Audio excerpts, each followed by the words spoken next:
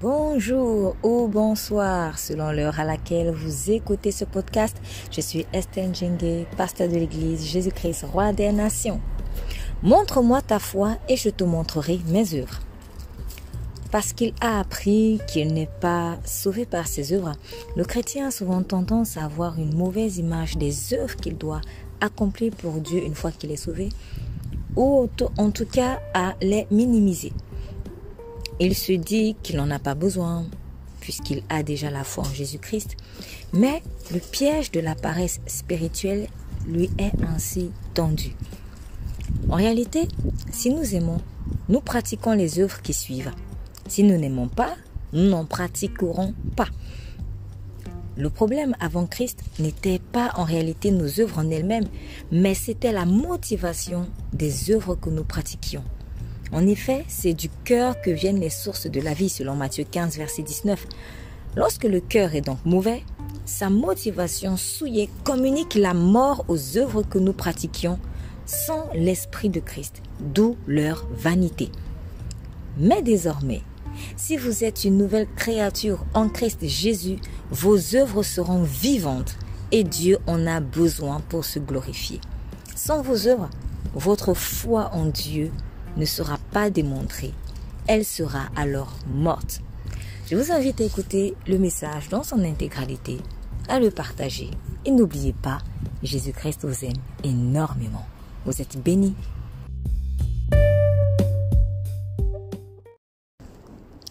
Donc, Romains chapitre 2.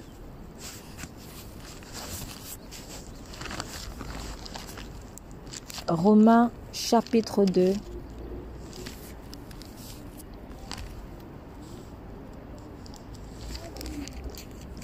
À partir du verset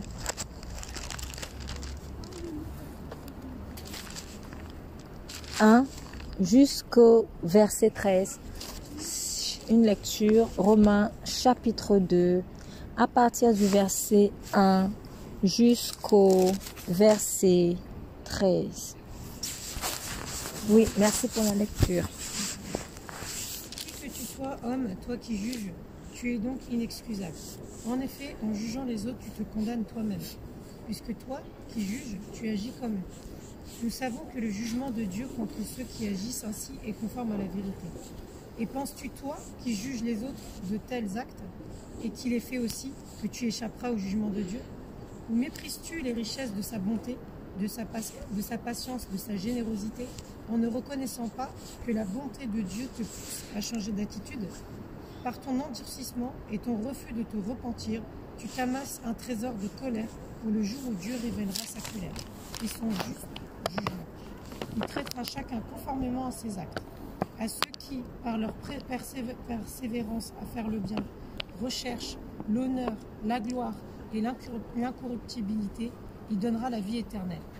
Mais il réserve son indignation et sa colère à ceux qui, par esprit de révolte, rejettent la vérité et obéissent à l'injustice. La détresse et l'angoisse atteindront tout être humain qui fait le mal, le juif d'abord, mais aussi le non-juif. La gloire, l'honneur et la paix seront pour tout homme qui fait le bien, le juif d'abord, mais aussi le non-juif. Car devant Dieu, il n'y a pas de favoritisme. Tous ceux qui ont péché sans la loi périront aussi sans la loi. Et tous ceux qui ont péché sous la loi seront jugés au moyen de la loi. En effet, ce ne sont pas ceux qui écoutent la loi qui sont justes devant Dieu, mais ce sont ceux qui la mettent en pratique qui seront déclarés justes. Amen, amen, amen, amen. Il y a malheureusement un phénomène dans le corps de Christ qui pour moi est un phénomène tout simplement charnel. En fait, c'est charnel, c'est humain. Il faut pas dire que c'est juste l'autre qui fait ça, mais il faut comprendre que c'est la nature charnelle de l'homme qui est comme ça.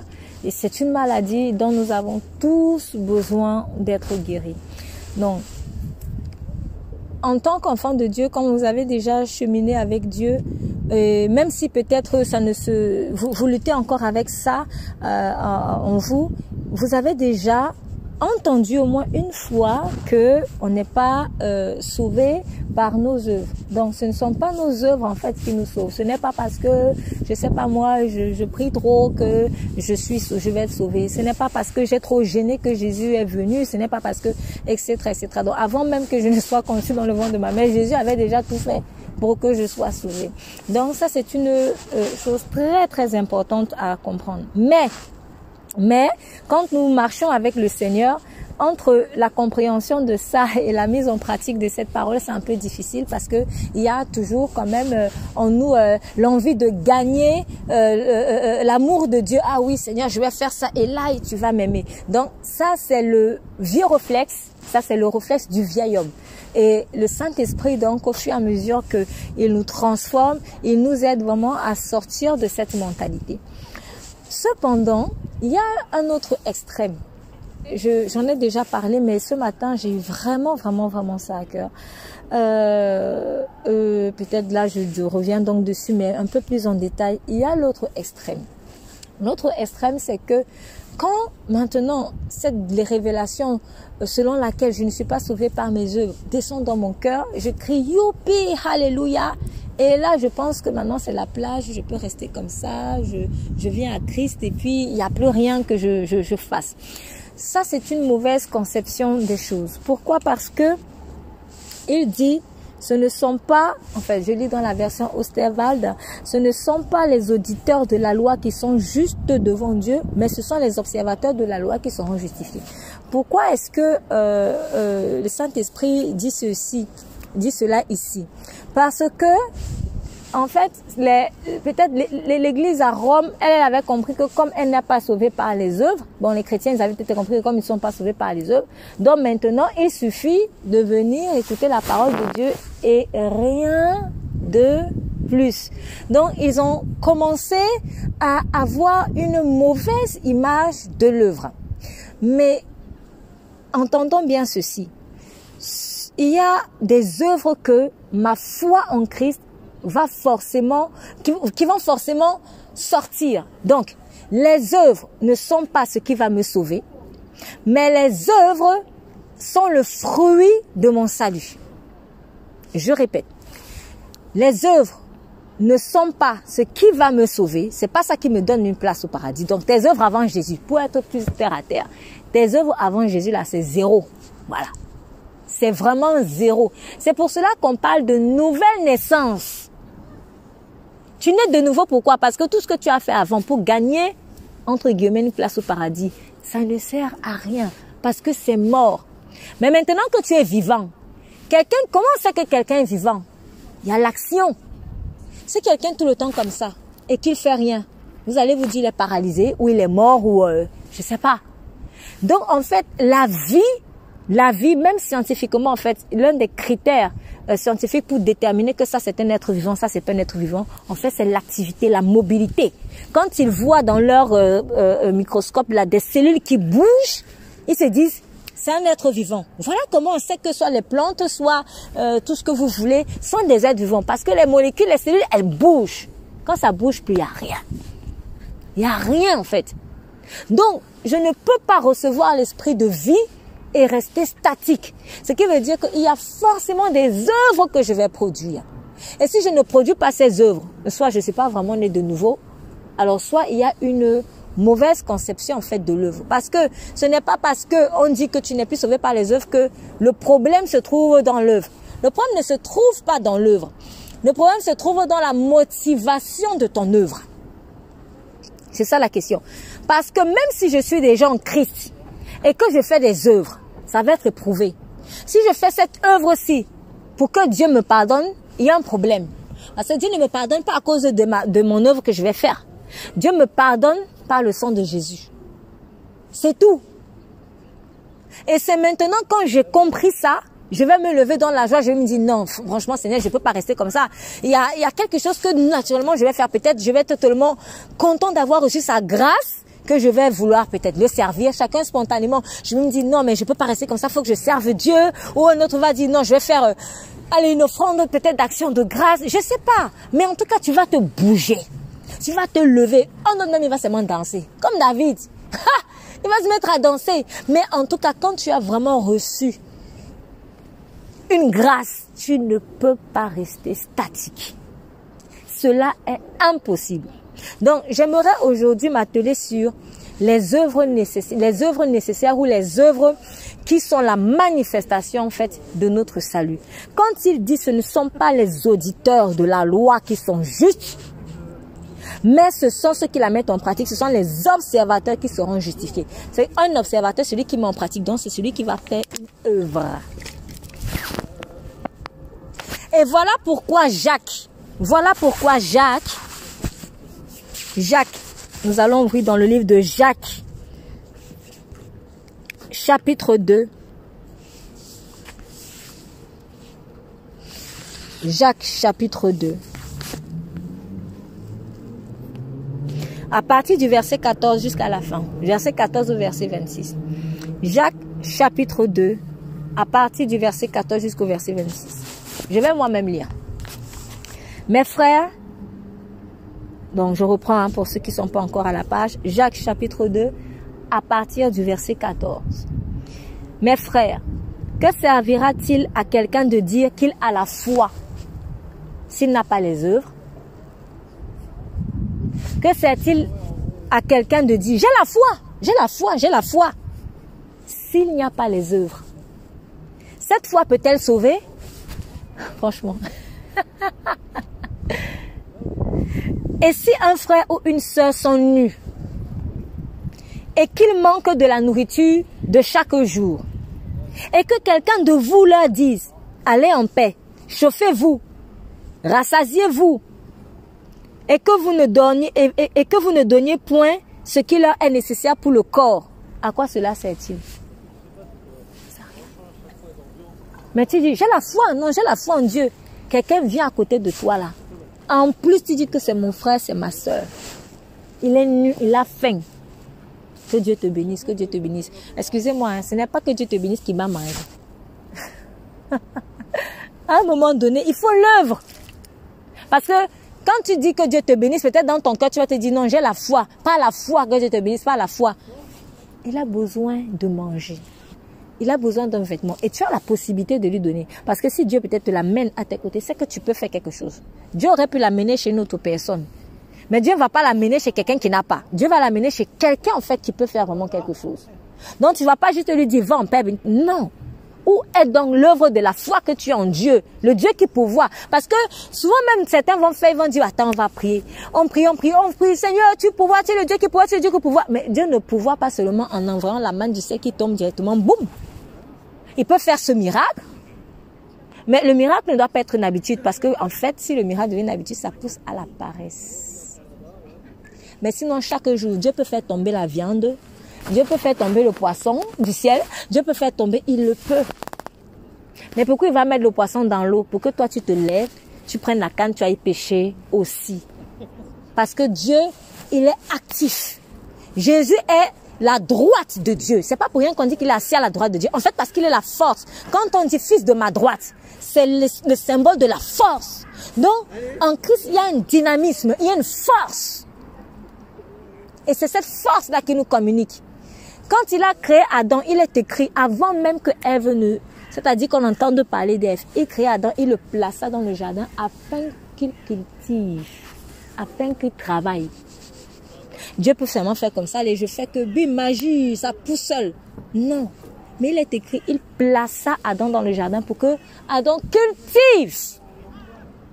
Et c'est même dans le travail que Adam a effectué que Adam a eu la révélation qu'il avait besoin d'une femme. Pourquoi? Ça s'est passé comment? Donc, on fait une parenthèse. Moi, là, on est en train de nager dans la Bible, mais on fait une parenthèse. On va aller dans le livre de Genèse. On va aller dans le livre de Genèse.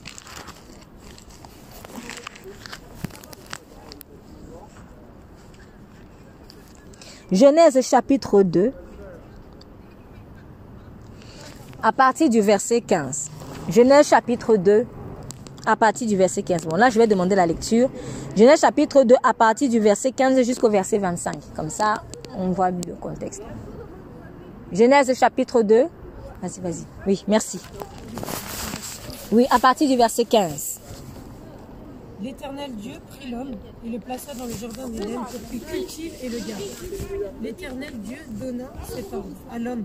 Tu pourras manger les fruits de tous les arbres du jardin, mais tu ne mangeras pas le fruit de l'arbre de la connaissance du bien et du mal, car le jour où tu en mangeras, tu mourras, c'est certain. L'Éternel Dieu dit, il n'est pas bon à l'homme, il n'est pas bon que l'homme soit seul, je lui ferai une aide qui soit son vis-à-vis. L'Éternel Dieu façonna à partir de la terre tous les animaux sauvages et tous les oiseaux du ciel, puis il les fit venir vers l'homme pour voir comment il les appellerait.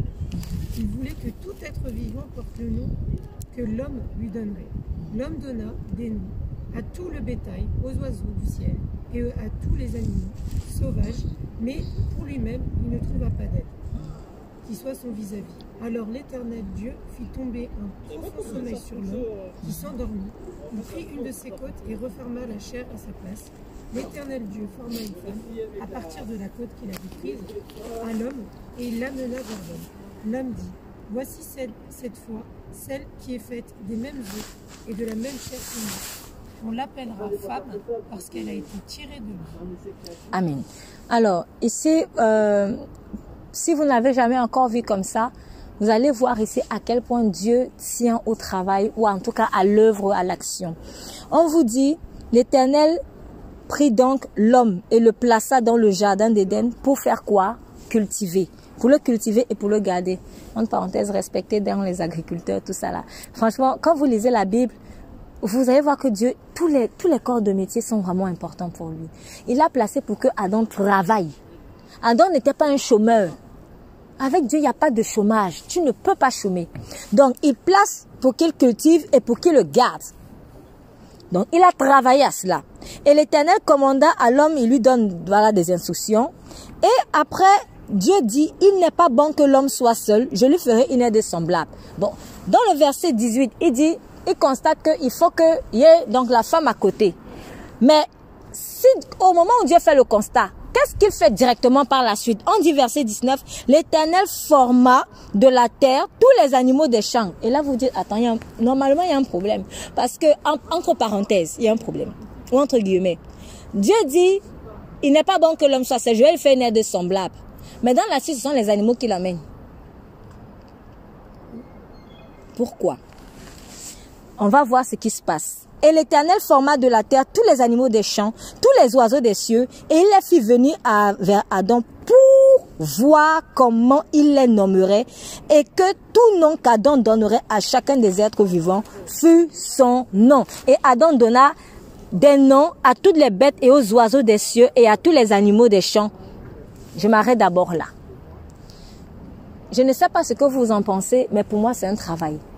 Parce que imaginons tous les animaux, je ne sais pas combien, mais ils sont très nombreux. Donc c'est-à-dire, je ne sais pas s'il était assis ou s'il marchait quand il faisait ça, mais il voyait peut-être voilà, ça.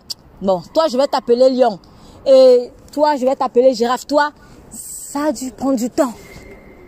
C'est un travail. C'est vraiment un travail en fait. Adam a continué de travailler.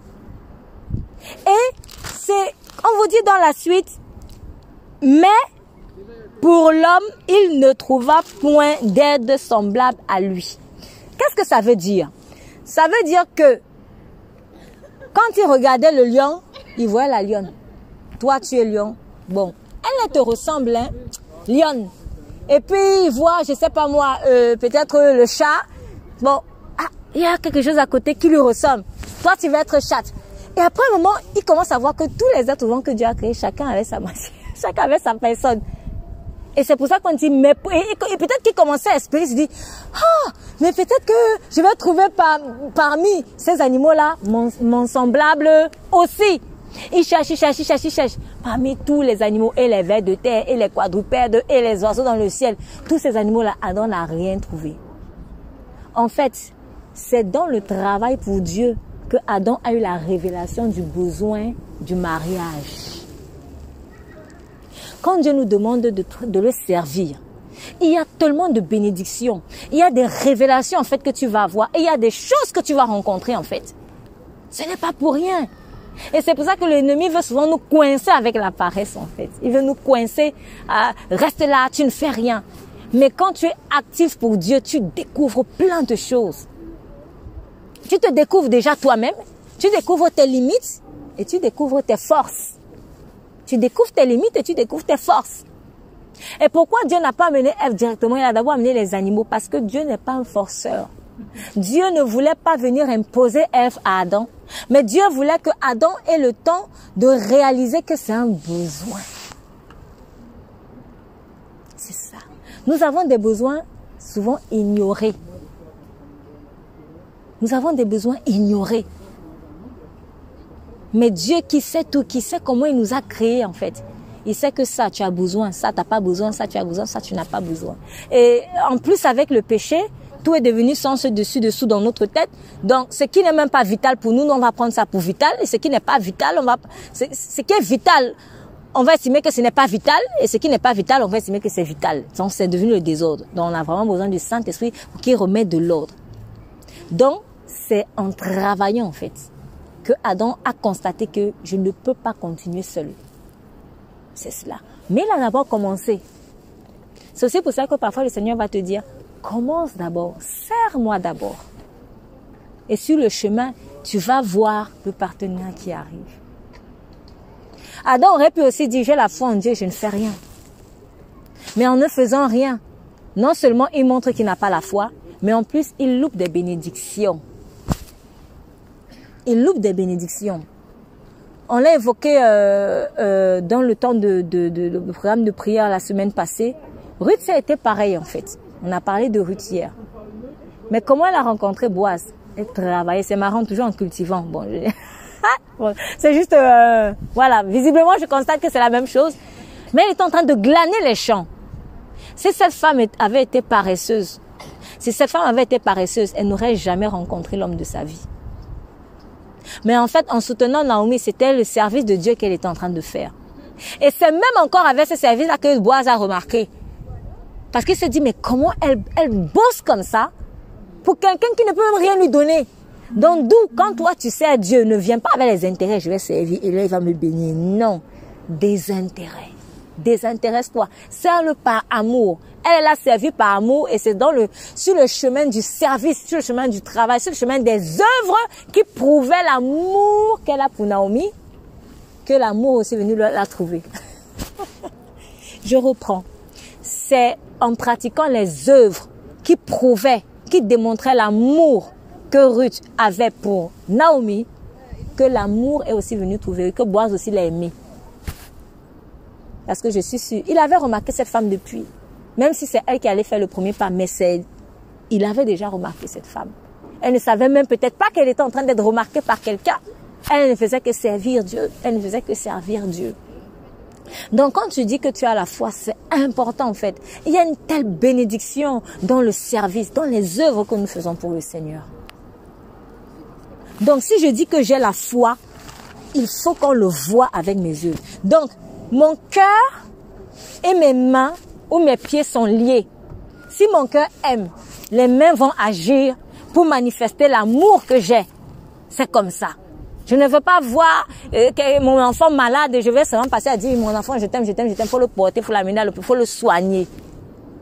Seigneur, je t'aime, je t'aime, je t'aime. Mais où est l'action en fait dans les œuvres? S'il nous a donné des mains, c'est pour une raison. Dieu nous prouve son amour aussi en agissant vis-à-vis de nous.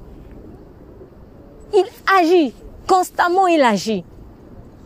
Il n'est pas passif, mais il agit. Donc, pour revenir donc à Jacques, il en est de même, verset 17, donc Jacques chapitre 2, verset 17, il en est de même de la foi. Si elle n'a pas les œuvres, elle est morte en elle-même. Donc, si je n'ai pas les œuvres, si je ne pratique pas les œuvres et que je dis que j'ai seulement la foi, en fait, je n'ai pas vraiment la foi. C'est une foi morte. C'est bizarre de dire ça parce que la foi, normalement, elle est vivante. Mais voilà, c'est, on dit, une figure de style, c'est un oxymore, en fait. C'est pas vraiment la foi, finalement. C'est pas la foi. Donc, mais quelqu'un dira, tu as la foi et moi, j'ai les œuvres. Parce que Jacques donc dit, peut-être qu'il a évoqué des disputes que les gens avaient souvent. Oui, non, en tout cas, ce n'est pas les œuvres qui comptent, hein, c'est la foi qui compte. Il y a beaucoup encore aujourd'hui qui réfléchissent comme ça. Et du coup, il dit, d'aucuns dira, Toi, tu as la foi. Ok, c'est bien, moi, j'ai les œuvres. Comme si ça doit être dissocié. Non, ça ne doit pas être dissocié. Et puis il dit, montre-moi ta foi par tes œuvres. Montre-moi ta foi. Comme tu dis que tu as la foi là. Montre-moi ta foi par tes œuvres. Et moi, je te montrerai ma foi par mes œuvres. Donc, la foi et les œuvres sont toujours imbriquées. C'est toujours imbriqué. On est fatigué aujourd'hui, je suis désolée de dire ça comme ça, mais les gens sont fatigués, les je t'aime, vide là. Tu dis je t'aime, mais quand tu vois comment la personne se comporte devant toi, tu te demandes, mais il fallait plutôt me dire tous les jours, je te déteste. En fait, aujourd'hui, le je t'aime, on dirait que c'est devenu, je sais pas comment, je sais pas comment expliquer ça, c'est un mot devenu banal. C'est banal. Oui, c'est banal. Je t'aime, je t'aime. Il n'y a plus de vie dedans. Et je suis convaincue de ceci. C'est pour cela que quand peut-être on vient à Jésus, quand Jésus te dit je t'aime, c'est la banalité là encore. En fait, toi tu te dis, j'ai entendu ça déjà 1000 fois. Bon, pour certains, on leur a jamais dit ça. Donc eux, ça va les toucher. Voilà. Moi, personnellement, moi, j'étais pas grandi avec, il y a des cultures comme ça, hein.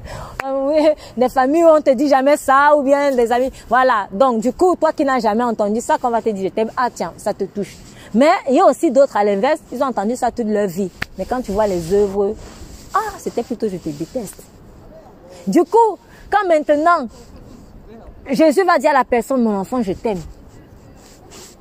Ça fait pas grand chose. Ça fait pas grand chose. Pourquoi? Parce que je t'aime est devenu banal. Comment peux-tu dire je t'aime et les œuvres que tu manifestes ne correspondent pas à je t'aime là? Et c'est ce que en fait l'apôtre Jacques est en train de dire ici. Montre-moi ta foi par tes œuvres. J'aurais pu dire, parce que la foi aussi c'est l'amour, montre-moi ton amour par tes œuvres. Montre-moi ton amour par tes œuvres. Quand nous témoignons souvent de Jésus, on dit, il a fait ceci pour moi. Il a fait ceci pour moi. Ou alors même, quand tu aimes trop quelqu'un, vous avez peut-être sûrement déjà vu ça, quand on voit que tu es tout le temps en train de parler de quelqu'un, il y a quelqu'un qui va te dire, mais il t'a même fait quoi? Oh, est-ce que vous avez déjà entendu ça? Il t'a même fait quoi? C'est naturel parce que il t'a même fait l'œuvre. Montre-moi les œuvres que la personne t'a fait pour que tu penses qu'il t'aime comme ça. Donc, les œuvres, en fait, montrent l'amour. C'est cela. Les œuvres montrent l'amour. Si quelqu'un vous dit qu'il vous aime, observez le comportement qu'il a vis-à-vis de vous. Et si vous aussi vous dites à quelqu'un je t'aime, observez le comportement, l'attitude, ce que vous faites pour la personne. Après, bon, je mets encore une autre parenthèse. Le plus important, c'est que Dieu lui le voit. Parce que parfois, vous pouvez aussi faire des choses, mais la personne ne voit pas. Ou elle minimise. Elle minimise. Mais le plus important, c'est que Dieu lui le voit. Et que pour Dieu, ce soit important. Parce que Dieu est le juge parfait. Bon, ça, c'était une parenthèse. Donc, verset 19. Tu crois qu'il y a un seul Dieu. Tu fais bien. Les démons le croient aussi. Et ils en tremblent. Donc, ce qui veut dire que, comme quelqu'un a dit, j'ai entendu cette parole, c'est une saleté de Dieu qui m'a un peu, franchement, je l'ai trouvée forte quand même. C'est très court. Là, je te dis, l'incrédulité, c'est un péché que même Satan n'a pas commis. Et moi, j'ai l'impression que je revois ça ici. L'incrédulité. Le manque de foi. Il parlait du manque de foi, en fait. C'est un péché que même Satan n'a pas commis. Ce qui a tué Satan, c'est que tu sais, mais tu fais. Tu crois bien, tu sais très bien que c'est vrai. Et c'est là où on parle de blasphème. C'est qu'à un moment donné, tu sais, tu as vu l'œuvre du Saint-Esprit, mais tu craches encore dessus. Alors là, vraiment, il ne te reste plus rien. Voilà pourquoi il ne peut pas avoir pardon. Parce que si tu sais que c'est le Saint-Esprit, mais tu viens nier devant les gens exprès, juste pour faire du mal, là, il n'y a plus rien. Donc, c'est ça qui a tué Satan. Mais l'incrédulité, c'est un péché que même Satan n'a pas commis. Les démons croient que Dieu existe. Les démons croient que Dieu est puissant. Les démons croient, ils savent que Dieu est amour. Ils le savent. Ils croient en Dieu. Ils croient que Dieu est là, que Dieu existe, qu'il y a un seul Dieu. Et ils tremblent. ils en tremblent. Et l'être humain, où est la crainte même de ça? L'être humain, où est la crainte? Et le manque de crainte, on le voit dans les œuvres que l'être humain fait. Parce que quand tu vois comment on se comporte, tu te dis, mais il n'y a pas de crainte en fait de Dieu. Donc ce sont les œuvres, nos œuvres, qui démontrent si oui ou non, on a vraiment la crainte de Dieu en fait. Donc prenons ça au sérieux. Et il dit verset 20, mais ô homme vain, veux-tu savoir que la foi sans les œuvres est morte? Veux-tu savoir? Donc je pense que là, c'est comme s'il parlait à quelqu'un en lui disant, mais est-ce que tu vas enfin accepter que sans les œuvres, ta foi ne vaut rien? Et après, il donne un exemple. Il donne l'exemple d'Abraham, puisqu'on le respectait beaucoup. Donc oui, je suis fils d'Abraham et tout, ok, c'est bien. Un jour, je fais une parenthèse encore, je me souviens, c'était dans une cellule de prière que je dirigeais. Et puis à un moment donné, on a commencé d'abord à louer. Et puis il y a un chant là, je sais pas si vous, tout le monde le connaîtra, mais c'est un chant qui dit viens et reçois la bénédiction d'Abraham. Viens et reçois la bénédiction d'Abraham, la bénédiction d'Abraham. En tout cas, le chant dit en un mot, viens et reçois la bénédiction d'Abraham. Et pendant qu'on était en train de chanter ça, j'entends le Saint-Esprit me dire, ils veulent la bénédiction d'Abraham, mais sans faire le pas de foi d'Abraham. J'ai eu tellement mal, je me suis assise. J'ai seulement continué à regarder les gens, je me suis dit, wow. Ils veulent la bénédiction d'Abraham, mais sans avoir la foi d'Abraham. Et c'est quoi la foi d'Abraham? Comment Abraham a montré qu'il a eu la foi? On va le voir dans la suite. Verset 21. Abraham, notre père, ne fut-il pas justifié par les œuvres lorsqu'il offrit Isaac, son fils, sur l'autel? Abraham ne fut-il pas rendu juste? On va dire ça comme ça. Ne fut-il pas rendu juste par les œuvres lorsqu'il offrit Isaac, son fils, sur l'autel? Ne vois-tu pas que la foi agissait avec ses œuvres? Et que par les œuvres, la foi fut rendue parfaite? Abraham aurait pu dire, oui, j'ai foi. Quand Dieu dit, Abraham, lève-toi, va sacrifier ton fils Isaac à la montagne Moriah, etc., etc. Oui, j'ai la foi en toi, Seigneur, j'ai la foi. Il va se tranquille. Abraham, tu as la foi? Oui, j'ai la foi. Tu ne vois pas que j'ai quand même quitté Canaan pour toi? Tu ne vois pas que toi, tu commences à rappeler les œuvres passées? Et c'est ce qu'on a tendance à faire. Soyons honnêtes, on a tendance à faire. En fait, c'est que notre foi, elle se base souvent sur des œuvres passées. Or, quand Moïse demandait à Dieu, mais tu m'envoies en Israël là, quand il lui parlait à la montagne, tu m'envoies en Israël, je vais leur dire que qui m'a envoyé. Je vais leur dire que le Dieu de vos pères, mais quel est son nom? Je vais lui dire que qui m'a envoyé? Et il lui a dit, tu leur diras, je suis. Alors, pourquoi Dieu dit, je suis? Moi, je l'appelle, depuis que chaque fois que je vois ça, j'ai toujours tendance à dire le grand je suis. Pourquoi il s'appelle comme ça?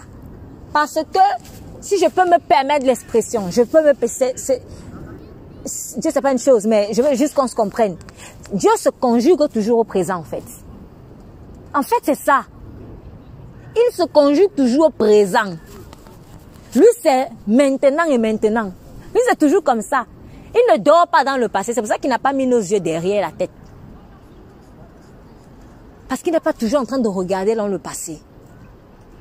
Donc, il y a le passé qui est malsain. C'est-à-dire le passé, les mauvaises choses que tu as vécues. Et qui essaie toujours de te rattraper et qui deviennent parfois une référence de ta vie. Non, je ne vais pas faire ça. Comme il y a en 1900, ouais, j'avais fait ceci. Comme j'avais vécu ça il y a longtemps. Ce sont un peu de regarder au passé. Le passé, c'est pas une référence. Et quand c'est mauvais là, il a déchiré à la croix. Il a crucifié. Il a jeté ça. Tu es une nouvelle créature. Les choses anciennes sont comment? Passées. C'est fini, c'est passé. Le passé est tellement passé que pour travailler avec nous, il nous a fait devenir une nouvelle création. Mais sinon, Jésus aurait pu nous laisser la brute ancien et bien il rajoute le nouveau. Mais lui-même, il a dit, on ne met pas du vin nouveau dans de vieilles outres. Il ne veut pas faire avec la vieille carcasse de ta personne. Il n'a rien à faire avec la vieille carcasse, c'est fini. Oublie. Avance. Avance. Cesse de penser à toute la douleur que tu as subie et ça devient ta référence. Ça devient ta référence. Je ne vais plus aller à l'église parce que une fois j'étais allée dans une église et puis on m'a coupé la tête. Je vous assure, je ne serais pas là aujourd'hui si je vous raconte, si je pensais à toutes les souffrances que j'ai vécues dans l'église, des choses que parfois j'ai même honte d'en parler parce que je me dis, Seigneur, c'est tellement grave que ça peut faire fuir les gens. Tu ne sais pas si tu es dans l'église ou si tu es dans une loge maçonne. Tu ne sais pas. Il n'y a pas la différence. Et je pèse mes mots. Hein. Quand je dis ça, je pèse mes mots. Je suis très sérieuse quand je dis ça. Tu entres dans l'église, mais Dieu il te montre, tu vois, il te montre un temple maçon. Tu ne comprends rien, tu dis, attends, mais on est où? Et c'est comme tu le montres dans ta tête, l'église n'a rien à voir avec ça. Tu n'imagines pas, mais quand tu commences à vivre des choses là-bas, tu te rends compte qu'en fait, tu n'es pas dans l'église, tu es dans un temple maçon. Des choses que même les païens ne font pas. Mais ne restons pas là. Tu as vécu ça, ok, avance. Je ne vais plus me marier parce que je m'étais mariée et puis j'ai souffert, j'ai divorcé et puis avance. Avance. Je ne vais plus avoir d'enfants. Non, vraiment, j'avais avorté dans ma vie, je n'ai plus le droit. Pardon, ça c'est la vieille carcasse. Si Dieu t'a pardonné, pardonne-toi toi-même. Avance. On m'a trop trahi. Je ne peux plus faire confiance à un homme. Je ne peux plus faire confiance à un homme. La personne qu'on a trahi là, c'est la vieille personne. C'est le vieux toi. Le vieux toi là, il est censé rester dans l'eau du baptême. Mais la nouvelle personne ne va plus mourir parce qu'on l'a trahi. C'est l'ancien qui meurt quand on l'a trahi. Dès qu'on lui donne un coup de poignard, boum, il meurt. Mais le nouveau, même s'il a le coup de poignard, il ne peut pas mourir. Il ne peut plus mourir. Parce qu'il a l'esprit de la résurrection, lui. L'esprit de la résurrection veut dire quoi? Quand tu meurs, tu remontes encore. Quand tu meurs, tu ressuscites encore. En fait, tu es éternel. On ne peut pas te tuer. Lancez-moi les coups, on ne peut pas me tuer. On ne peut pas. Parce que tu as l'esprit de la résurrection en toi. Dans les mêmes choses que j'ai vécues, ça ne va plus me tuer. Ça ne va plus me tuer. Voilà pourquoi Dieu va souvent nous refaire passer. Je dis toujours, il va souvent nous faire repasser par des situations douloureuses d'avant pour qu'on réalise que ça ne va plus nous tuer. Parce que tant que j'ai peur encore de cette chose, c'est que je suis encore sous le pouvoir de la mort. Mais Christ veut te prouver que tu es maintenant vivant éternellement en te faisant passer par les mêmes choses afin que tu vois que ça n'a plus le même effet que ça a eu sur toi il y a 15 ans, 20 ans, 10 ans, 5 ans, 1 an, je ne sais pas. Bref, avant. Donc, maintenant, Dieu, ça j'ai parlé du passé, j'ai aussi parlé du futur. Quand il dit je suis le grand je suis, en fait le présent là, il fait tout. Donc, souvent nous avons une foi, je ne sais pas si le mot idéaliste correspond vraiment à ce que je vais dire, mais naïf. C'est-à-dire on est sur les nuages. Il fera, il fera. Oui, bon, il y a le chant, il fera, c'est vrai, mais pour certains, hein, en fait, quand ils disent il fera là, c'est qu'ils n'ont pas vraiment la foi. Ils sont dans les nuages. Ah oui, Dieu va faire, Dieu va faire. Mais c'est devenu un mot, c'est encore devenu banal. Ils n'y croient même pas. Ou alors, plutôt, là je place même sur Dieu parce que Dieu s'il dit qu'il va faire, il va faire. Mais je vais plutôt le placer sur l'homme. Quand oui, je vais faire, mais en fait, tu dois peut-être faire maintenant. Ne pas toujours remettre à demain ce que je dois faire maintenant, en fait. Et quand il a aussi dit à Moïse, il leur dira « je suis », c'est parce que Israël, j'en suis convaincu, parlait de Dieu au passé. Parce qu'ils étaient en train de se dire « ah, nous sommes depuis 400 ans en esclavage ». Alors qu'on a appris que notre Dieu est grand, etc. Donc tout ce que nos pères, nos ancêtres nous ont raconté. Mais nous, on ne vit pas ça. Peut-être que Dieu est mort, hein? Peut-être qu'il n'existe plus, hein? Peut-être. Donc quand il dit, va leur dire je suis, c'est comme si personne dit, je suis toujours là. C'était ça en fait. C'était pour qu'ils réalisent que je n'ai pas changé. Je suis encore là. Je suis encore là. Donc, je suis encore là signifie que j'étais là, et je serai là, et je suis encore là. Et quand toi, tu vas être au futur, dans le futur, moi, je suis encore au présent. Je serai toujours là. En fait, le présent marque la permanence et l'éternité. Je suis. Dieu sera toujours je suis. Donc, cessons en fait de baser la véracité de notre foi sur les œuvres passées. Parce que quand on a accompli un exploit hier, on se dit aujourd'hui je peux dormir. C'est un réflexe qu'on a souvent. Moi, je ne sais pas si ça vous arrive. Moi, en tout cas, moi, je reconnais que ça m'est déjà arrivé et j'ai compris que c'est une mauvaise façon de faire les choses. Oui, hier, j'ai prié pour quelqu'un, un paralytique qui s'est levé. Ah bon, aujourd'hui, je peux me lever. Pas besoin de prier, hein, franchement, c'est bon. Pas besoin de prier aujourd'hui. Parce que toi, tu te bases sur ton espoir d'hier. Toi, tu conjugues Dieu au passé. Non. Hier, tu as prié pour le paradis, c'est levé. Gloire à Dieu. Maintenant, c'est fini. À chaque jour suffit sa peine. Ça, c'était pour les espoirs de lundi. Mais mardi, tu dois vivre de nouvelles choses encore. Donc, ne dors pas sur tes lauriers. C'est un piège. C'est un piège. Et Abraham aurait pu faire ça. Parce qu'Abraham avait déjà quand même manifesté sa foi à plusieurs reprises à Dieu. C'est pas tout le monde qui prend le courage de quitter sa famille comme ça. Hein? Juste pour Dieu. Hein? Même si on devrait le faire s'il nous demande. Puisqu'il a dit, celui qui aime son père, sa mère, plus que moi, n'est pas digne de moi. Abraham a mis ça en pratique. C'est fort quand même. Il avait fait plusieurs choses. Il était patient pour avoir Isaac. Ok, il a fait une erreur, mais il a quand même encore eu le courage de se séparer d'Ismaël. Imaginons ça, c'est pas tout le monde qui fait ça. Hein. C'est pas tout le monde se séparer de son enfant comme ça, juste pour Dieu. Donc, Abraham aurait pu répondre comme ça. Ah, mais Seigneur, j'ai déjà fait ci, j'ai déjà fait ça, j'ai déjà fait ci, j'ai déjà fait ça. Ça, c'était le passé, mais aujourd'hui, je suis, te dit que fais l'acte du présent. Et l'acte du présent, là, à ce moment-là, consistait à aller sacrifier Isaac. Donc, ne basons plus notre foi sur les exploits du passé, car nous ne vivons pas dans le passé. Ça, ce sont des chrétiens nostalgiques. Et j'en ai rencontré tellement. Souvent même, tu n'arrives plus à lui dire quelque chose. Dieu te donne un message. Tu vas lui donner. Non, tu vas dire quoi? Peut-être le message consiste à dire, reviens mon enfant et tout ça. Reviens comment? Non, moi je suis avec Dieu et tout. Ah bon, tu es avec Dieu? Mais quand tu observes la vie de la personne, tu vois bien que elle est devenue morte. Ah non, ne me vois pas comme ça, hein, franchement. Moi, en 1990, j'avais fait ceci, j'avais fait cela. Oui, mais nous sommes en 2022.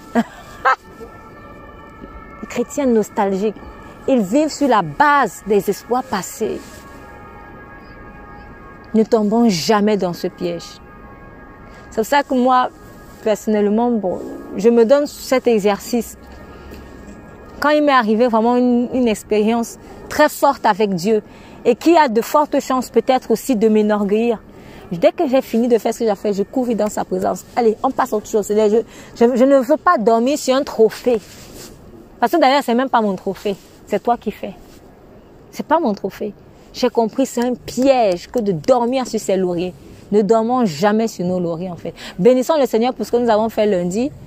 Mais maintenant, aujourd'hui, c'est quoi la nouveauté? Parce qu'avec lui, c'est de gloire en gloire. C'est ça, effectivement. C'est ça vraiment le passage. Quand il parle de, avec lui, nous allons de gloire en gloire. Nous sommes transformés de gloire en gloire. Donc, il y a eu la gloire de lundi, mais Dieu veut te donner une gloire mardi. Et il va te donner une gloire mercredi encore. En fait, tous les jours, tu fais quelque chose de nouveau. Tu es éternellement en mouvement, éternellement en croissance. Et c'est ce qui est beau avec lui. Et le jour où tu commences à stagner, le jour où tu commences à t'arrêter, la mort spirituelle va venir. C'est pour cela que la mer morte s'appelle la mer morte, parce qu'elle n'a pas d'affluent. Elle ne s'écoule pas. En fait, c'est une eau qui stagne. C'est ça qu'on appelle la mer morte. Mais normalement, un fleuve ou une eau, il a des affluents, ça coule, il se déverse, et puis on se reverse encore sur lui, et il se déverse. Et c'est comme ça que l'eau coule. Mais si vous voyez une flaque d'eau qui reste comme ça, d'ailleurs même, je ne pense pas que ce soit prudent. Si vous avez deux cours d'eau, vous voyez un qui est en train de s'écouler, et un autre, ça stagne, vous allez boire quoi? Vous avez soif. Moi, personnellement, ce n'est pas l'eau qui stagne que je vais aller boire. C'est l'eau qui est tout le temps en train de couler, parce que celle-là, je me dis, elle est plus vivante. Mais celle qui a stagné, tu as le temps d'amasser toutes les saletés. Et c'est dans le piège de rester, de dormir sur ses lauriers en fait. Ne faisons pas ça. Dormir sur ses lauriers aussi, ça consiste en se donner la permission de marcher dans la chair quand on vient de faire quelque chose. J'ai constaté que chaque fois, et ce n'est pas valable que pour moi, mais quand je viens de vivre peut-être une journée forte avec Dieu, il y a des pensées bizarres qui commencent à arriver.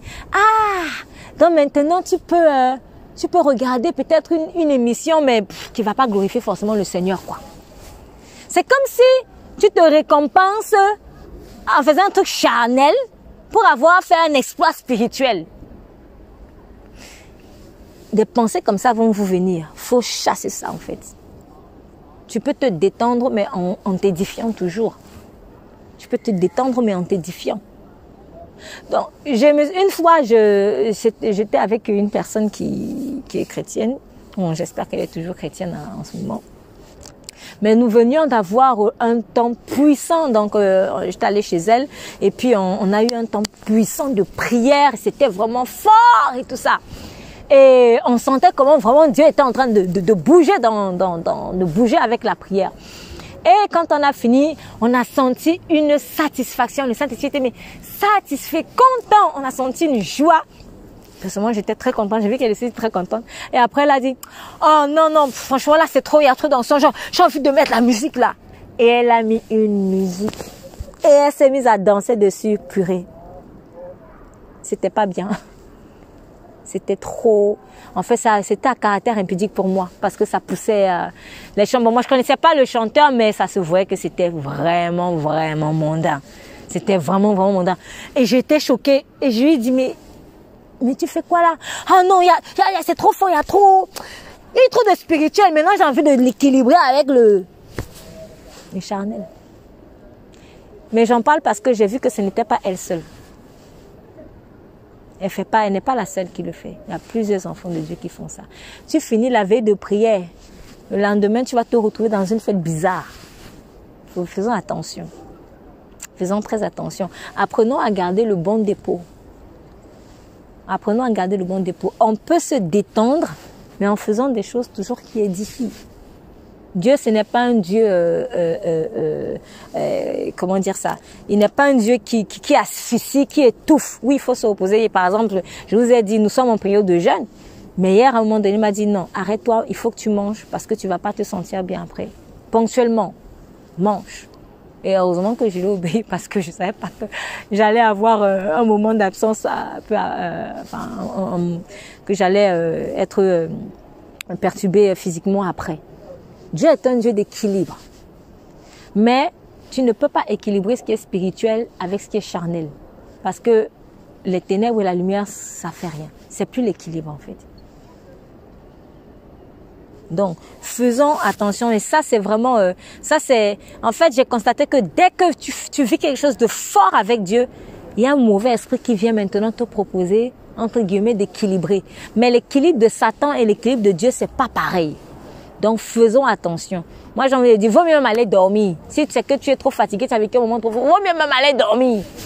Mais que d'aller faire des choses bizarres ou de se relâcher, peut-être dans sa vie de prière, comme un jour j'évoquais, on prend un moment de 40 jours, après 40 jours, allez, ta vie de prière se relâche maintenant. Non, c'est bon, j'ai quand même fait 40 jours, c'était intense. Maintenant, je peux ne plus prier. Non.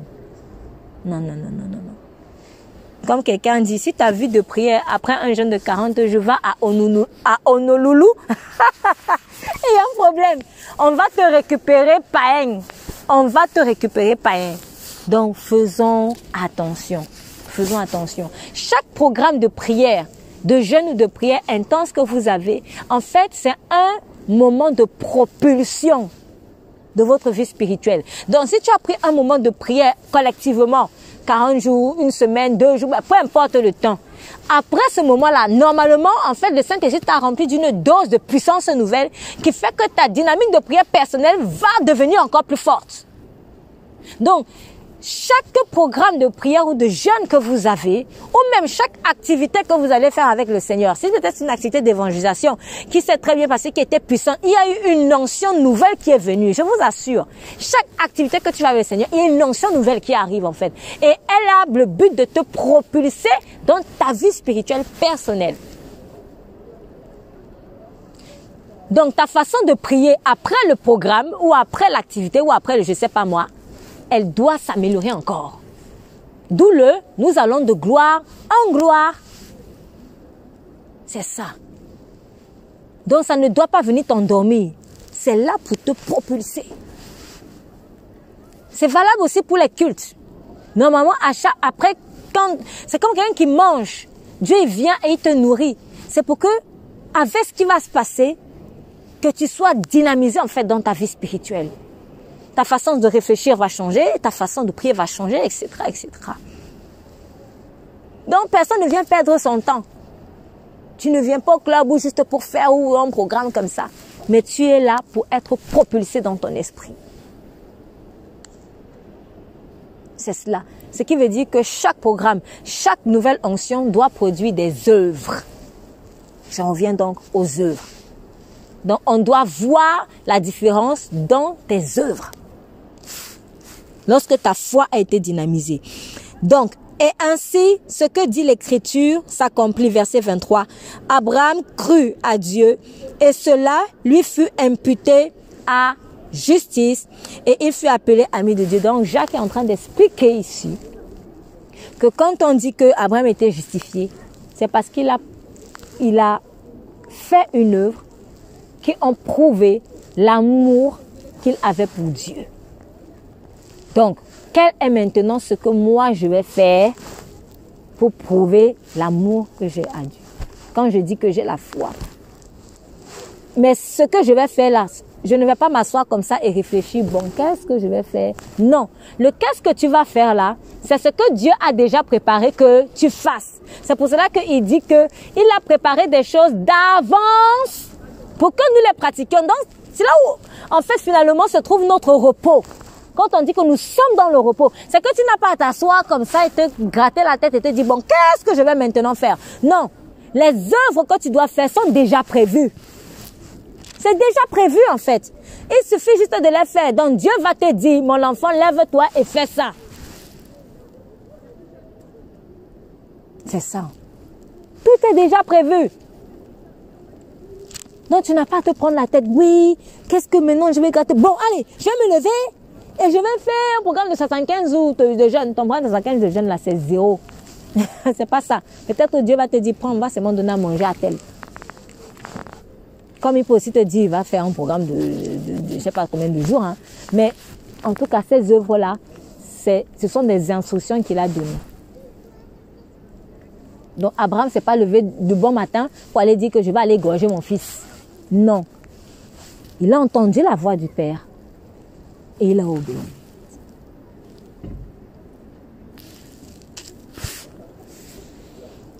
Vous voyez donc que l'homme est justifié par les œuvres et non par la foi seulement. De même aussi, Rahab, la courtisane, ne fut-elle pas justifiée par les œuvres lorsqu'elle reçut les messagers et les fit sortir par un autre chemin? Donc, on avait parlé de Rahab qui avait sauvé les espions israélites. Cette femme leur avait fait comprendre, elle avait cru en ce que le Dieu d'Israël, c'est vraiment le vrai Dieu. Donc, elle savait que leur Dieu de Cananéen, là, c'était vraiment du pipeau. Permettez l'expression. C'était pas ça. Cette femme a cru que le Dieu d'Israël était vraiment le vrai Dieu. Mais, pour montrer qu'elle a cru, elle a protégé les Israélites. Franchement, elle aurait pu juste leur dire, je crois, mais allez-vous-en. En fait, elle ne croyait pas. Donc, quand nous disons à quelqu'un, ou quand nous disons à Dieu, je crois, faisons attention. Essaye de voir ton œuvre en fait. Et ne t'énerve pas. Parce que souvent, on s'énerve quand maintenant Dieu vient observer tout ça. Il doit dire, mon enfant, tu ne crois pas. Quoi? Non! On s'énerve. Pourquoi? Parce que nous n'avons pas la même définition de la foi. Nous avons notre définition à nous de la foi Et Dieu, lui, a sa définition, lui, de la foi. Le problème est que à la fin de nos jours, c'est qui va juger? C'est moi ou c'est Dieu? C'est Dieu qui juge. Je vais prendre un exemple très très simple. Même dans ce monde-ci, quand on vous traduit en justice, il y a des codes sur la base desquels on va vous juger. Donc, si je prends le code pénal, qui consiste, qui répertorie toutes les infractions. En fait, vous savez, dans le code pénal, si vous lisez le code pénal, vous allez voir qu'il y a d'abord la définition de chaque infraction. Après la définition de l'infraction, il y a maintenant la sanction. Donc, on vous dit, qu'est-ce que je peux inventer? Par exemple, le vol consiste à prendre peut-être subtilement la chose d'autrui sans lui avoir demandé. Voilà. Donc, s'approprier frauduleusement de la chose d'autrui. Et après, on vous dit, voilà, c'est sanctionné de tel nombre d'années d'emprisonnement ou alors d'une amende maintenant selon la catégorie de vol. Donc, le code pénal est un très bon exemple parce que il n'y a même pas que le code pénal, même les autres codes aussi. Il y a une définition en fait de l'infraction. Or, quand tu seras devant le juge, toi, tu sais que tu as seulement fait comme ça, tu as fait ça. Tu as vu un truc au sol, peut-être que tu n'as pas cherché, tu te dis, une bouteille d'eau, je prends.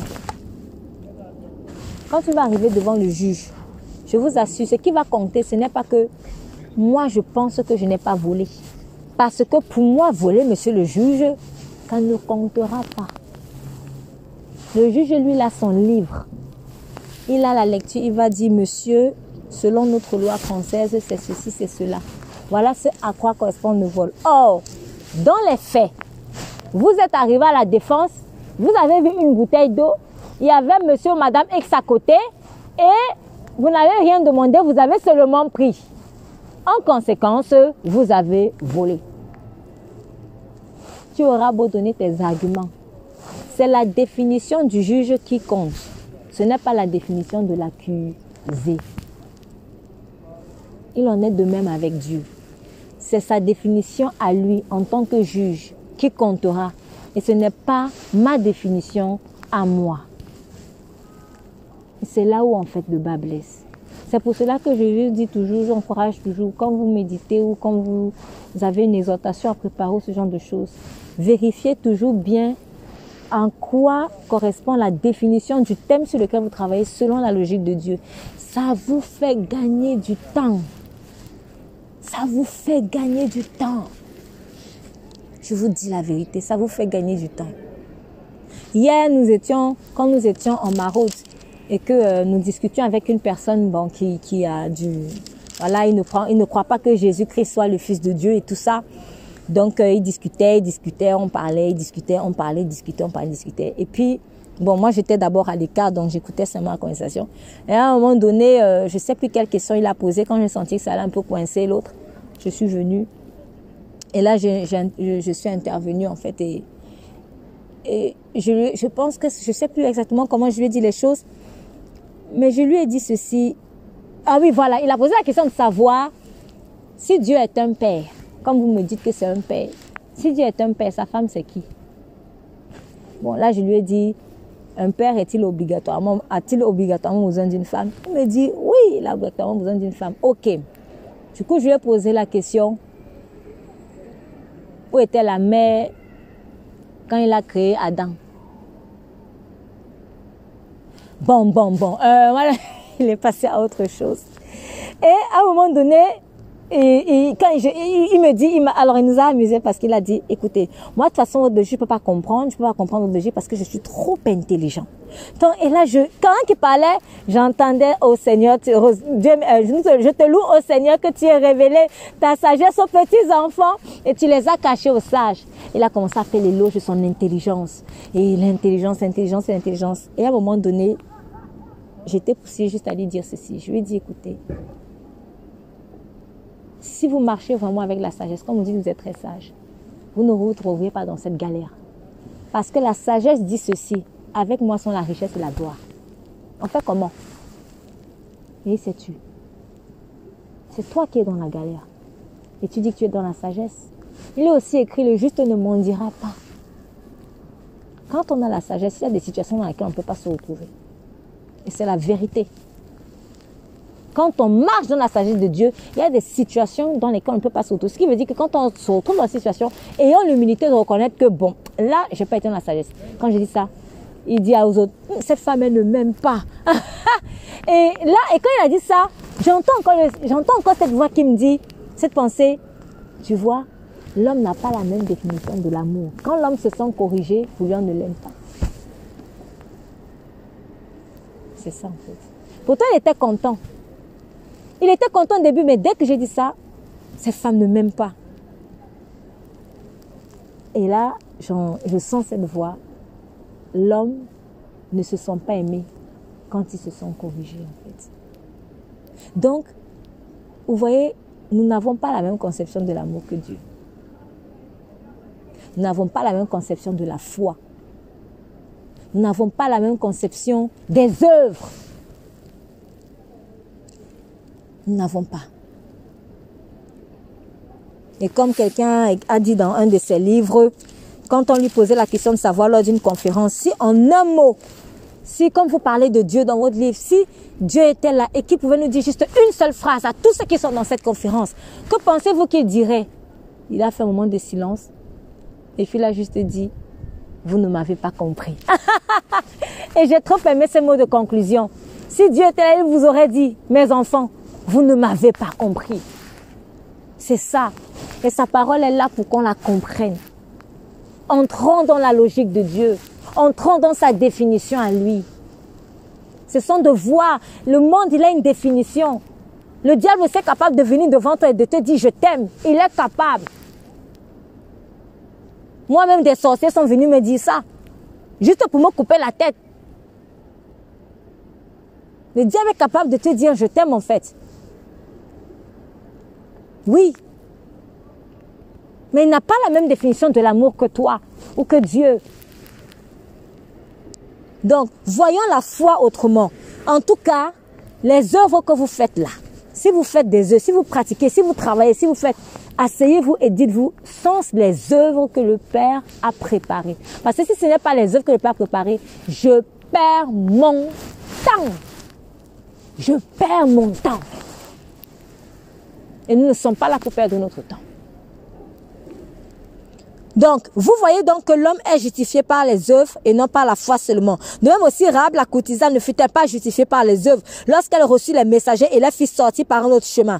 Car comme le corps sans âme est mort, de même la foi sans les œuvres est morte. Comme le corps sans âme est morte, de même la foi sans les œuvres est morte.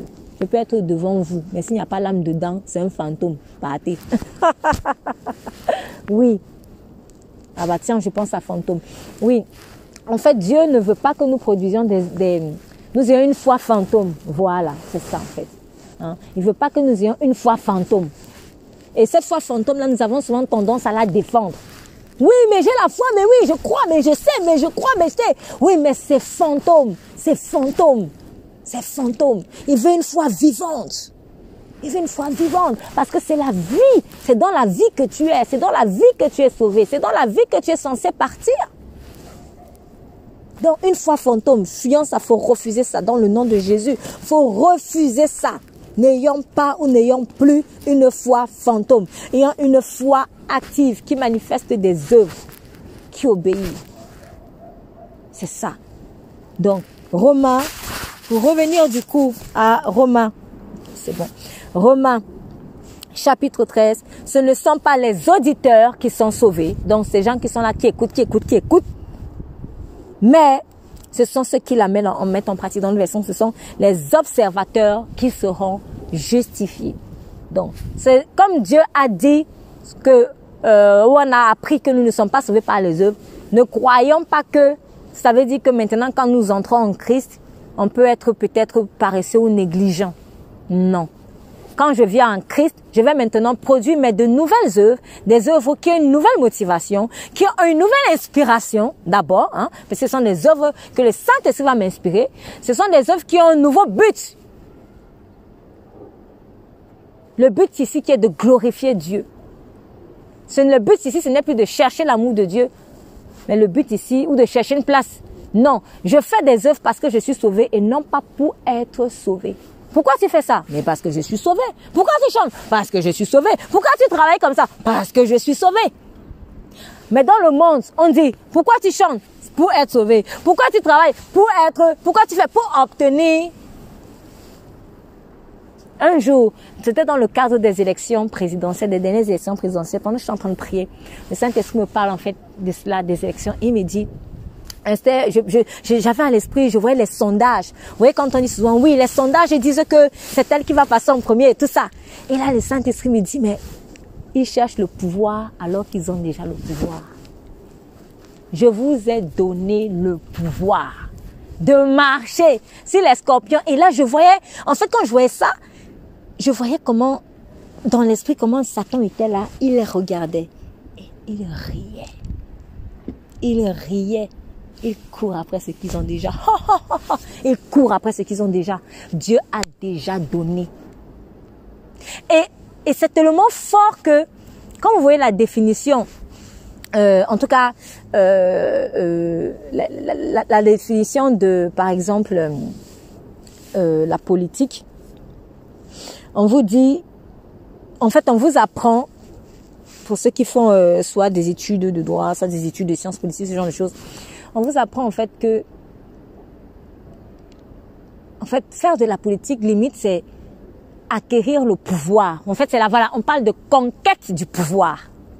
Donc, quand les choses sont définies comme ça, présentées comme ça, vous vous dites, moi, je n'ai rien, je dois me lever pour aller conquérir la place du chef. Voilà donc pourquoi tout le monde est en train de conquérir. Mais si tu es fils de Dieu, et que tu es appelé en fait à ce genre de choses, ou en tout cas à l'idée, quel que soit le domaine de l'idée en fait, mets-toi en tête que les démarches que tu fais, c'est parce que tu as déjà. Et vous savez, quand on a déjà, on n'a pas besoin de prouver quoi que ce soit à qui que ce soit. C'est ça la différence. Tu n'as pas besoin de prouver quoi que ce soit à qui que ce soit.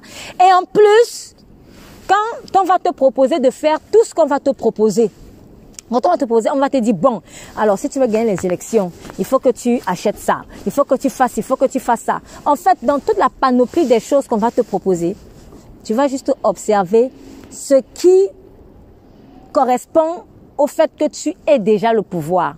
Parce que si on va, par exemple, te dire, si quelqu'un te dit, bon, moi, je vais te proposer de faire ta campagne et tout. Si, par exemple, le Saint-Esprit te dit, tu n'as pas besoin parce que moi, je t'ai déjà fait la campagne. Tu ne vas pas perdre ton temps. Si le Saint-Esprit te dit, oui, parce que moi, je veux me servir de lui, là, tu vas le faire. En fait, ce n'est que le Saint-Esprit qui va mener toute ta stratégie de conquête. Et tu es dans le repos. Du coup, ça te fera peut-être l'économie de l'argent, pendant que d'autres vont dépenser plein d'argent.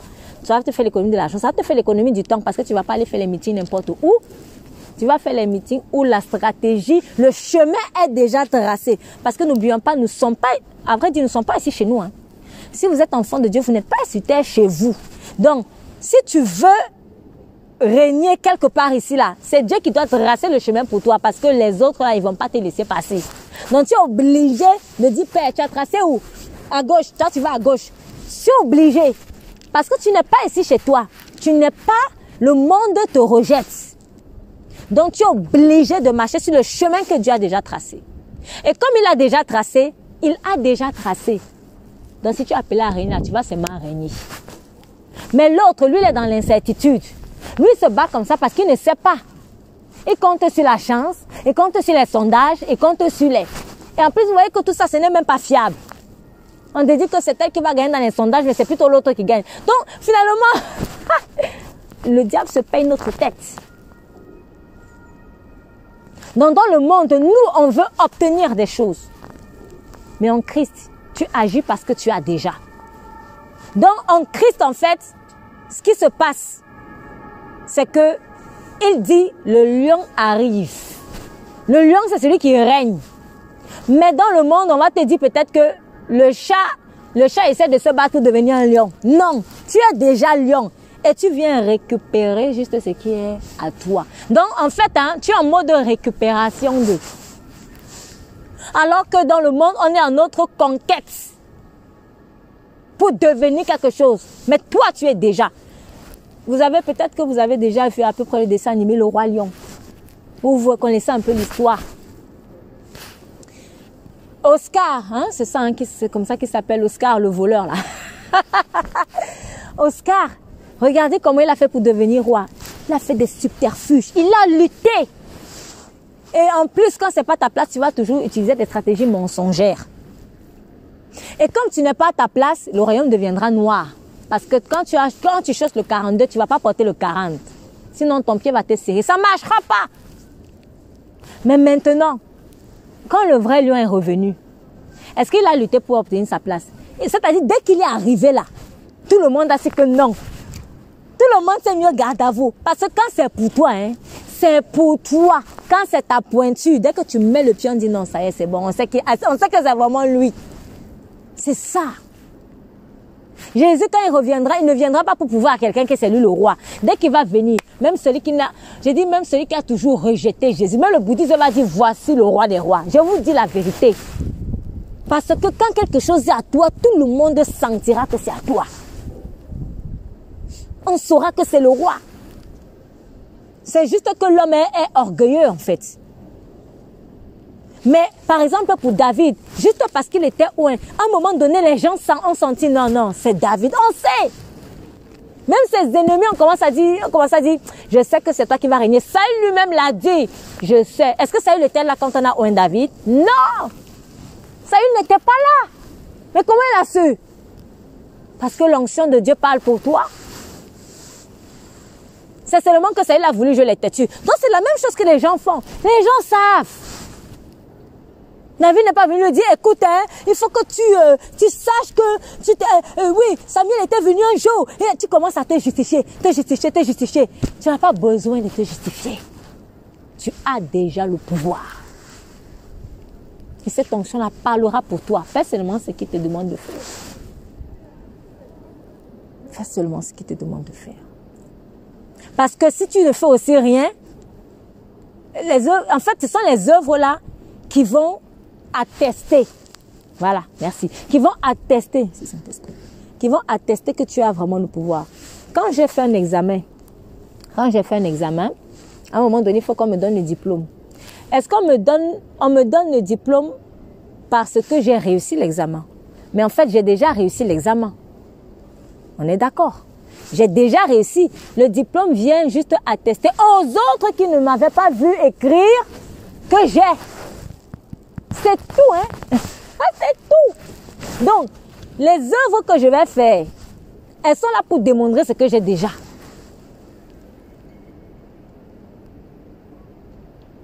Elles sont là pour démontrer ce que j'ai déjà. Mais tu as déjà. Si c'est une question de santé, on a déjà. Si c'est une question de pouvoir, on a déjà. Et quand je marche dans la mentalité de je n'ai pas, c'est à ce moment-là que peut-être je commence à perdre. Et voilà comment le diable, il joue avec nous. Mais celui qui se bat pour des élections, si Dieu a mis l'onction de leadership sur ta vie, tu vas finir leader. Si tu lui fais confiance. Si tu lui fais confiance. Et je suis sûre d'une chose, même tous ceux dans le monde entier qui se battent pour des élections. En fait, c'est sûrement l'appel de leader dans leur cœur qui est en train de brûler. Peut-être que pour certains, ils s'y prennent mal. Mais sinon, tout candidat à une élection, très probablement, il y a un appel de leader. Après, il y a des leaderships différents. Mais non seulement Satan te fait croire que tu n'as pas, et du coup, tu commences à te battre comme un charnel, soit il te fait croire qu'il y a un seul fauteuil.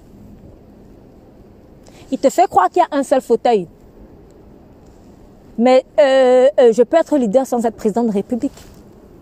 Il y a différents types de leadership.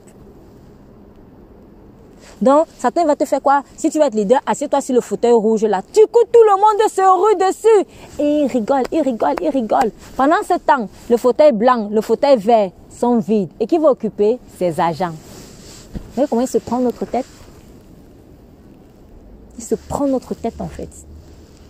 Ne va pas t'asseoir sur le fauteuil rouge. Le fauteuil rouge est déjà pris. Dieu t'a prévu autre chose. C'est pareil dans le business. Ça, c'est quelque chose que j'ai appris dans le commerce en fait. Et je bénis vraiment le Seigneur pour cette révélation. il y a une personne avec qui je priais voilà, qui Dieu lui mettait à cœur, quitte ton travail salarial, je t'appelle à créer une entreprise. Et c'était très compliqué, parce que c'est pas facile.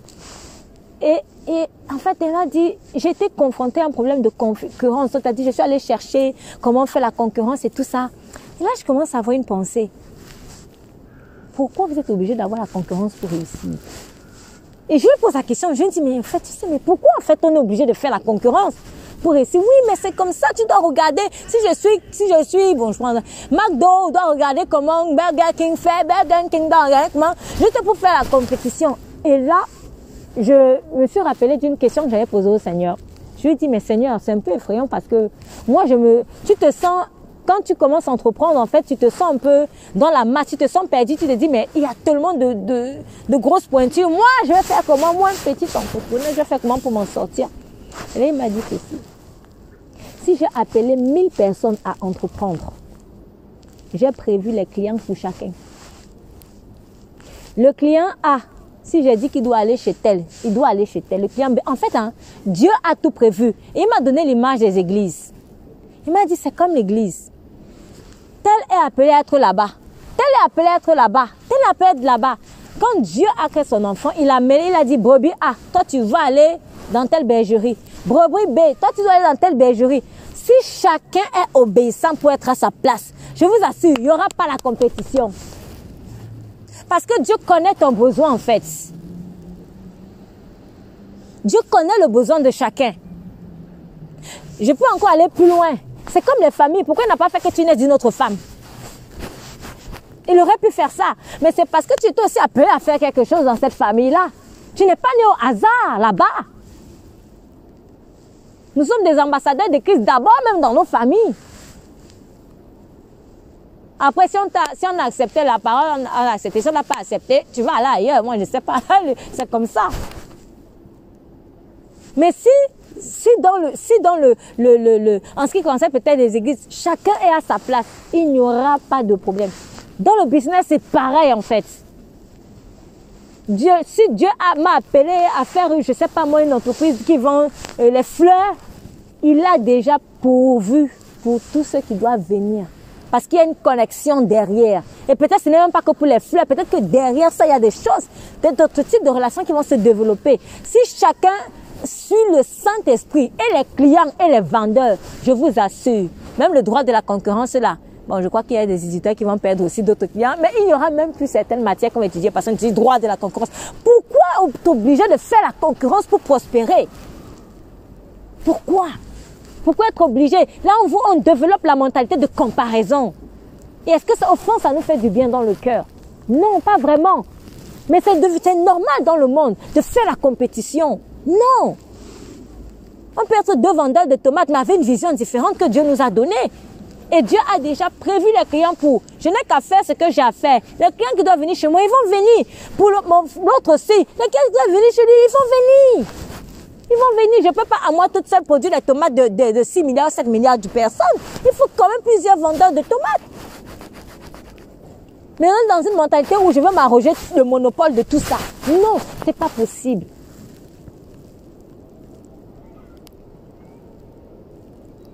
Donc, je ne sais même plus pourquoi j'en fais pour arriver là. Peut-être fallait que je parle de ça. Mais c'est juste pour dire que... Ah oui, merci Seigneur. La vision du monde, ce n'est pas la même chose. Et quand nous venons en Christ, apprêtons-nous à être dépouillés en fait de notre définition qu'on avait. Et il y a dans Christ des choses qui n'ont plus lieu d'être. Compétition, c'est inutile. Non, Dieu a tout prévu. Fais seulement ce qu'il te demande de faire et qui vont démontrer que tu as vraiment foi en lui. Et si tu te trompes, continue. Parce que si si dans le monde, une fois que tu t'es trompé, on te disqualifie, il est écrit, il ne brisera pas, il ne jettera pas le roseau qui est brisé. Il n'éteindra pas l'aluminium qui fume encore. Donc s'il y a encore de la fumée, au moins de la fumée, un petit espoir, une petite envie de Seigneur, je ne veux pas m'arrêter. Il va te rallumer. Parce que lui ne jette pas ce qui fume encore. Il ne jette pas le roseau même s'il est brisé. le Seigneur va te rétablir. C'est cela. Donc, vraiment, Dieu nous accorde la grâce d'aimer les œuvres de la foi. C'est ça. Donc, moi, je les appelle les œuvres de la foi. Donc, qui n'ont rien à voir avec les œuvres qui consistent à gagner une place au ciel. Non. Les œuvres de la foi, ce sont les œuvres que je pratique parce que je suis déjà sauvé et que j'ai la foi en Dieu. Et elles sont nécessaires, en fait. Sinon, je n'aurai pas de mains ou de pieds.